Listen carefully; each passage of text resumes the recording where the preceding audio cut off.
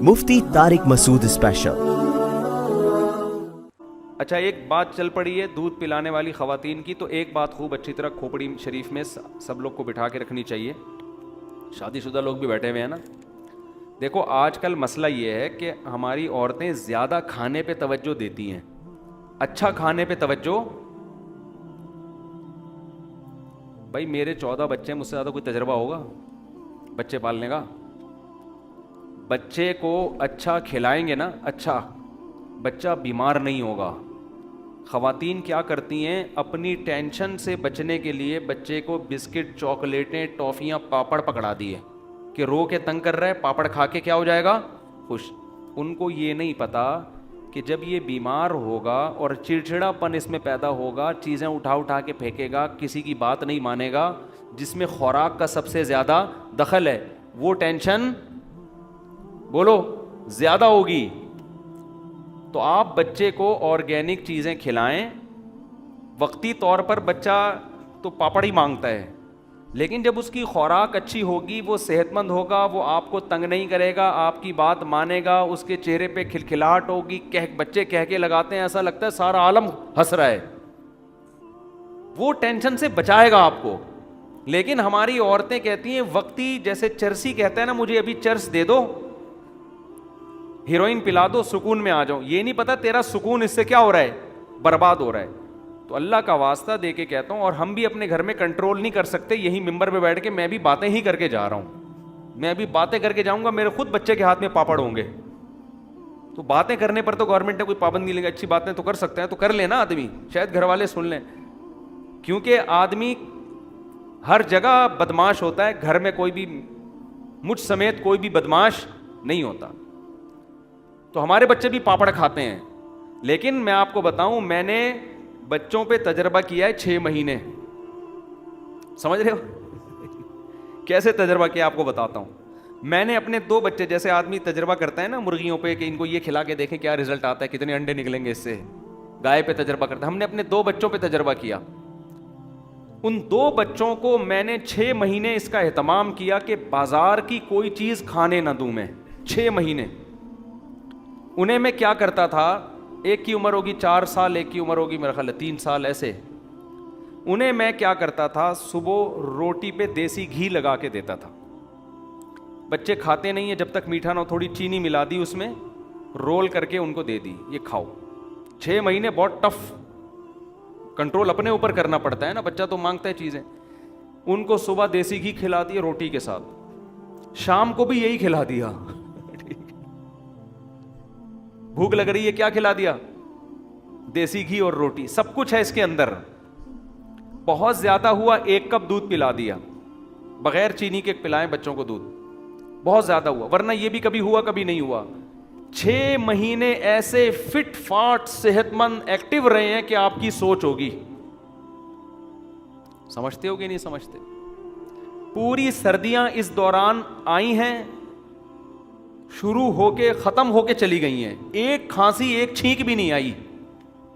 हल्की सी उनको, एक को थोड़ी सी, वो जब सर्दी का लहर शुरू होती है तो थोड़ी बहुत खांसी शुरू होती है। तो एक दिन सिर्फ इतना हुआ है कि मुझे अंदाजा हुआ कि एक बच्चे को रात को हल्की सी खुड़खुड़, हल्की सी और ज्यादा नहीं। तो मैंने ये जो बनफशा शहतूत है 1 चम्मच गर्म पानी में डाल के उसको पिला दिया, सुबह वो भी ठीक, उसके बाद वो खुड़खुड़ भी दोबारा। समझ रहे हो? 6 महीने ये काम करवाए, देसी घी और गंदुम की रोटी, बस। कोई चिप्स नहीं, कोई पापड़ नहीं, इस दौरान कोई टॉफी नहीं, कोई चॉकलेट नहीं, कोई कोल्ड ड्रिंक नहीं।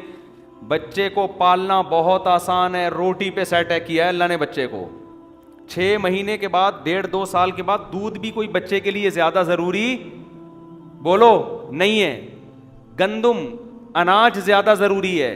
देखो मेडिकल साइंस ये कहती है कि बच्चे में ना दूध ग्रोथ, जब छोटा होता है ना उसकी ग्रोथ होती है दूध से, उसमें कोई ऐसे हार्मोन्स होते हैं, दूध पीने से बड़ा होता है। जब थोड़ा बड़ा हो जाए फिर दूध पीने से बड़ा नहीं होता, फिर रोटी खाने से बड़ा होता है, अनाज खाने से बड़ा होता है। आप सारा दिन दूध पियो रोटी ना खाओ, देखो आप थोड़े दिन में क्या हो जाओगे आप। तो 6 महीने के बाद बच्चे को ठोस ग़िज़ाएं ज़्यादा चाहिए। माएँ फिर भी फीडर बड़े बड़े उसको चिपकाए हुए होते हैं, उनका पेट भर जाता है, वो रोटी खाते नहीं है। तो मैंने 6 महीने का ये तजर्बा किया, ایسا کامیاب تجربہ کہ پوری سردیاں آئی ہیں اور آ کے چلی گئیں, نہ کوئی فیور, نہ کوئی کھانسی, نہ کوئی نزلہ, اور کھیلتے کودتے رہے ہیں, لائف کو انجوائے کرتے رہے. 6 مہینے بعد ہم نے پرہیز توڑا ہے. نہیں آئی بات سمجھ؟ 6 مہینے بعد ہم نے پرہیز توڑا ہے. کسی نے بسکٹ کا پیکٹ لا کے دیا, اس بچے نے بسکٹ کھائے اور اس کو پیچش لگ گئی. اس بسکٹ کا یہ نقصان ہوا کہ روٹی جس طرح پہلے پیٹ بھر کے کھا رہا تھا, اس طرح اس نے روٹی پیٹ بھر کے, کیونکہ بھوک ختم ہو جائے گی اس کی, جو کھانے کی چیز ہے وہ جب میدا ہے نا وہ. اس کے بعد سے اب تک میں, ظاہر ہے میں یہی کام کرتا رہوں گا تو پھر بیان کون کرے گا بیٹھ کے, یہ تو عورتوں کا کام ہوتا ہے نا. تو میں نے بڑے بڑے مالدار گھرانوں کو دیکھا ہے جن کے پاس بچوں کو بازاری چیزیں کھلانے کے لیے بڑے وسائل ہیں. وہ چاکلیٹوں کے ڈبوں پیکٹ کے پیکٹ کھلا, لیکن وہ کرتے کیا ہیں, انہوں نے شروع سے کنٹرول کیا. بچہ 6 مہینے ماں کا دودھ پیتا ہے, اس کے بعد وہ سیریلیک اور فیرس کے ڈبوں پہ نہیں آتے, ڈائریکٹ روٹی پہ آتے ہیں. روٹی کو گرینڈ کرتے ہیں دودھ میں, روٹی کو کیا کرتے ہیں, دودھ میں گرینڈ کر کے دلیا بناتے ہیں. آرٹیفیشل دلیا, بالکل نیچرل دلیا, آرٹیفیشل تو نہیں کہیں گے, بالکل نیچرل. یہ دلیا اس کو کھلانا شروع کرتے ہیں. سمجھتے ہو؟ تو آپ بچے پالنا چاہتے ہو, خواتین خاص طور پر, خدا کا واسطہ بچوں کو بازار سے بچا لیں, دور کر دیں, گھر کی چیزیں کھلائیں. ڈاکٹروں پہ جو آپ کا خرچہ ہو رہا ہے نا, دیکھو یہ جو بکری کے بچے بھی ہم نے پالے ہیں, گائے کے بچے تو خیر نہیں پالے, بکری کے پالے ہیں. بکری کا بچہ ماں کا دودھ پیتے پیتے پیتے پیتے پورا عاقل بالغ ہو جاتا ہے, بیمار نہیں ہوتا. جہاں ماں کا دودھ چھڑوائیں گے نا اس سے, یا کوئی نیچرل چیز سے ہٹائیں گے, آپ دیکھیں وہ بیمار ہونا شروع ہو جائے گا. تو اس لیے یہ کام کر لیا کریں, بڑی مہربانی ہوگی آپ کی, اس سے بچے پالنا بھی آسان ہو جائے گا آپ کا. یہ بہت مشکل کام ہے. خود چاکلیٹیں کھا رہے ہیں تو بچوں کو کہاں سے بچائیں گے؟ پھر چاکلیٹوں سے بچوں کے دانت دیکھو کیسے ہو گئے ہیں, عجیب سے دانت آ رہے ہیں بچوں کے آج کل. مفتی صاحب, اسلام کے علاوہ مفتی صاحب, اگر کوئی شخص زندگی میں گناہوں سے توبہ کرے تو قیامت کے دن اللہ اسے جہنم کا عذاب دیں گے. نہیں, اگر سچی توبہ کر لی ہے, اللہ کا وعدہ ہے میں معاف کروں گا اس کو. مفتی صاحب میرے دماغ میں بہت شہوت ہے, ہر وقت دماغ خراب رہتا ہے, نکاح کرنا چاہتا ہوں, گھر والے توجہ نہیں دے رہے, بد نظری ہو رہی ہے, ایسی صورت میں آپ کی کیا رائے ہے؟ میری وہی رائے ہے جو سب کو میں بتاتا رہتا ہوں, اگر اللہ نے وسائل دیے ہیں تو شادی کر کے ابا کو بتا دو, ابا ہو گئی ہے بس. اگر پھر بھی ڈر ہے کہ ابا ماریں گے پکڑ کے, تو جب بچہ پیدا ہو جائے پھر لا کے ابا کی گود میں رکھ دو, آپ کا پوتا. اب مارنے کا کوئی تک بنتا نہیں ہے. اب کیسے ماریں گے اپنے بچوں, اپنے پوتوں کے باپ کو کوئی مارتا ہے؟ ابا نہیں کرتے بھائی آج کل.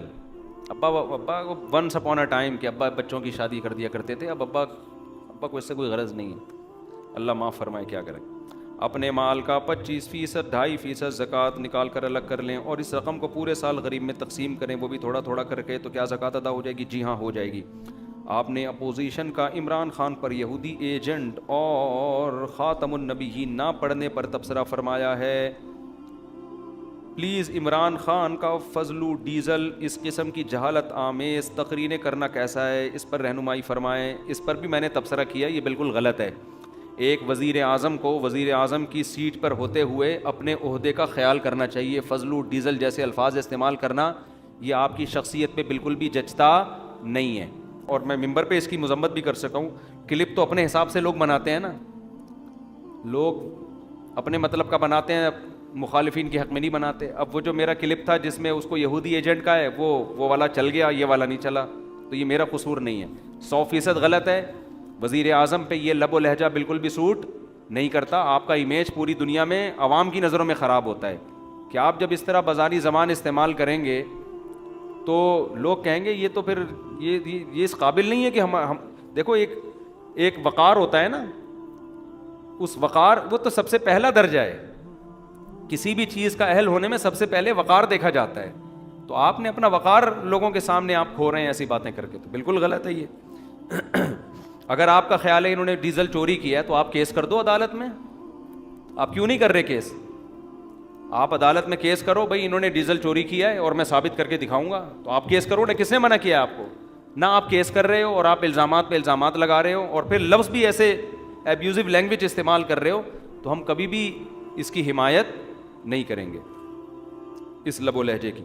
خطبے کے دوران یہ کیا لکھا ہوا ہے, عصا پکڑنا درست سنت ہے یا نہیں ہے؟ نہیں، خطبے کے دوران عصا پکڑنا سنت نہیں ہے. حضرات فقہا نے لکھا ہے کہ جو علاقہ بزور شمشیر فتح ہوا ہو وہاں امام کو چاہیے تلوار ہاتھ میں لے کے خطبہ دے.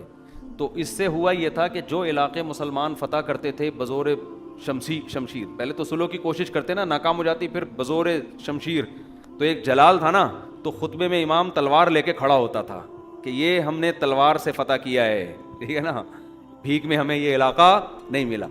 تو وہ تلواریں آہستہ آہستہ شارٹ ہوتی چلی گئیں، اس کی بجائے ڈنڈے آ گئے، اماموں کے ہاتھوں میں کیا آ گئے؟ ڈنڈے آ گئے. تو یہ اس کی یادگار کے طور پہ، لیکن اس کا سننے سے کوئی تعلق نہیں. ہم سب جانتے ہیں کہ نماز مسلمان پر فرض ہے. جو مسلمان خواجہ سرا ہیں وہ کس طرح نماز ادا کریں؟ وہ مردوں کی طرح مسجد وغیرہ میں جا سکتے ہیں یا عورتوں کی طرح گھروں میں؟ اور اگر وہ مردوں کی طرح کریں گے تو کیا ان کے لیے الگ مسجد بنائی جائے گی؟ نہیں بھائی، اسی مسجد میں آئیں گے، وہ پراپر ڈریس میں آئیں. سب سے پہلے مردوں کی صف ہوتی ہے، پھر عورتوں کی صف ہوتی ہے، اس کے پیچھے جو خواجہ سرا ہوتے ہیں ان کی صف ہوتی ہے. آج کل خواتین تو آتی نہیں، تو مردوں کے پیچھے صف میں کھڑے ہو جائیں، لیکن تمیز سے کھڑے ہوں، کوئی ایسی حرکت نہ کریں جو مسجد کے وقار کے خلاف ہو، ٹھیک ہے نا. تو یہ قوم بھی آپ کو پتہ ہے عجیب قوم ہے نا. نمازی پھر کیا کریں گے؟